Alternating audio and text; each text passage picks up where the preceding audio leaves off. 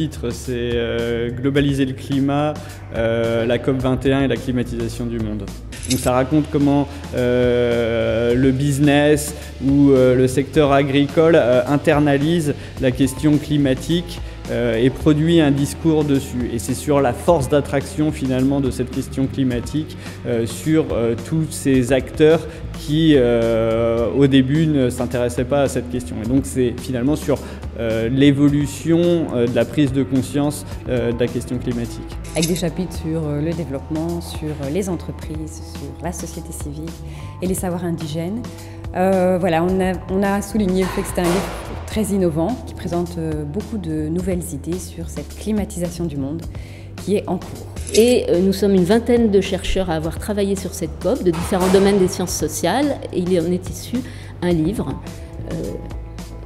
qui porte sur différents aspects de la COP et différents groupes qui sont concernés par les questions de changement climatique, le business, les médias, les scientifiques, etc. Et on a des nouvelles formes, par exemple, de participation de la société civile qui essayent à la fois d'influencer les négociations étatiques, mais qui prennent aussi des initiatives comme créer des coopératives, essayer de changer le modèle énergétique par le bas.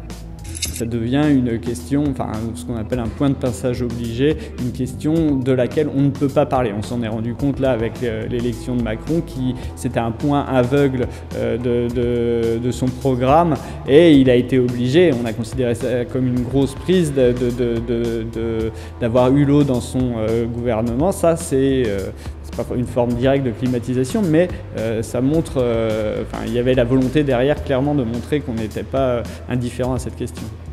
À titre personnel, en tant que journaliste ayant couvert la COP21 et ayant suivi un peu les négociations climat, mon interrogation portait aussi sur finalement comment faire pour comprendre et analyser ces négociations climatiques dans leur contexte social. Et pas oublier par exemple que la COP21 en 2015, elle s'est passée à Paris quelques jours après l'attentat du Bataclan, cet attentat meurtrier, et que ce moment-là a sans doute eu un effet aussi sur la façon dont on a reçu l'accord de Paris. Que peut-être après un moment aussi sombre et triste que l'attentat du Bataclan, on avait envie en fait de vivre quelque chose de lumineux, de positif, qui nous projette. Et est-ce qu'on peut encore être porteur en fait de cet espoir-là aujourd'hui, ou est-ce que non, avec Trump, voilà, on essayait un peu de déplier tous les aspects du problème.